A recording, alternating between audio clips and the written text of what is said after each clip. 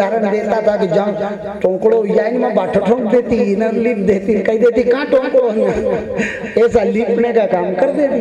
तो वहाँ कोई छिद्र हो ना, वहाँ कोई गलती निकले नहीं तो जगह ही पर्दो पटक देने आगे। वहाँ ऐसा नहीं हुआ। वो तुमको क्या पता, तुमको मालूम कब गए थे तुम, मैं तो वहीं की हूँ, ये माँ ऐसा नहीं है और वो नहीं है, मेरे पिताजी ने ऐसा बोला था इसलिए ऐसा हुआ है। अब वो ना बेचारा सीताराम के कहीं समझाया, उसे यूं भी समझाएगा अरे पियर जाने तू जान मारे।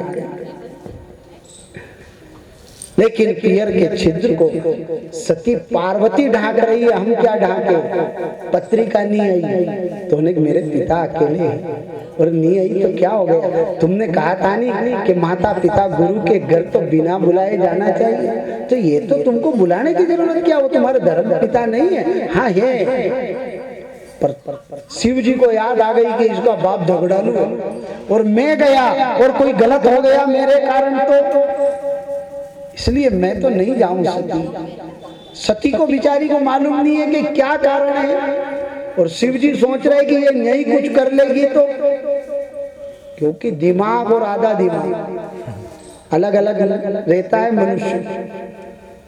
सती को शुरू से ही थोड़ा दिमाग की कमी है, नए जमाने की है सती। क्यों हम सती माता को ऐसा क्यों बोल रहे हैं, क्योंकि शिव जी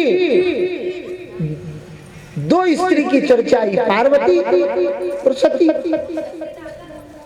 पार्वती को तो वहीं कैलाश पर ही भगवान सत्संग करते हैं, कहीं ले गए ऐसा माँ, कहीं किसी पुराण में सुना आपने, शिव पुराण में सुना गया कि पार्वती को सत्संग कराने ले गए।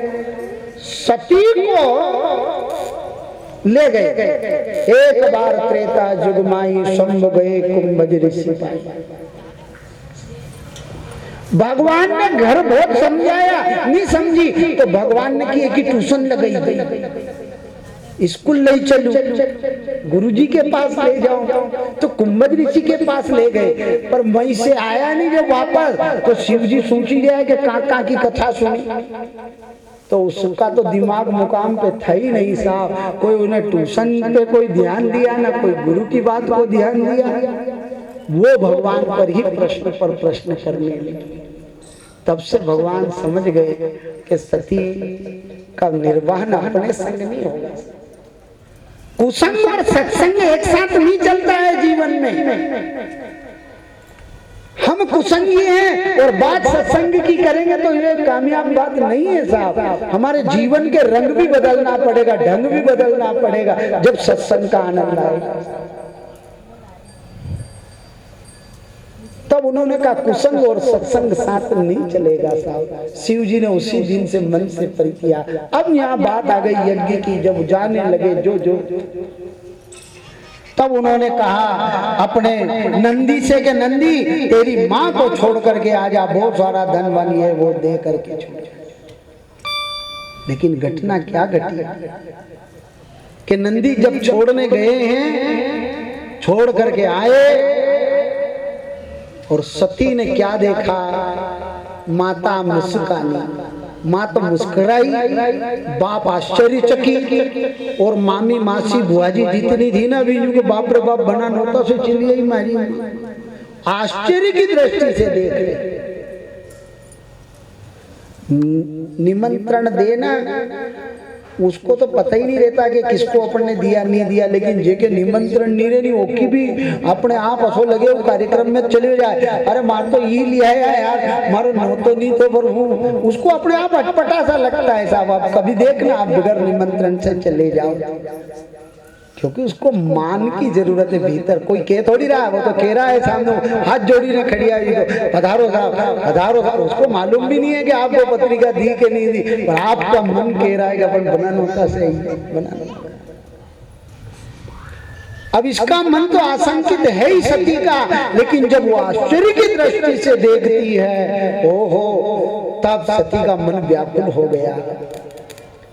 पिता चले गए मुस्कुराकर, माता मिली है, बाकी सब आश्चर्य से देख रहे हैं कि ये क्या हो गया। अभी तो कह रहे थे कि इसको पत्रिका नहीं। सती यज्ञशाला को गई, वहां शिव का भाग दिखाई नहीं दिया। सती यज्ञ में लीन हो गई।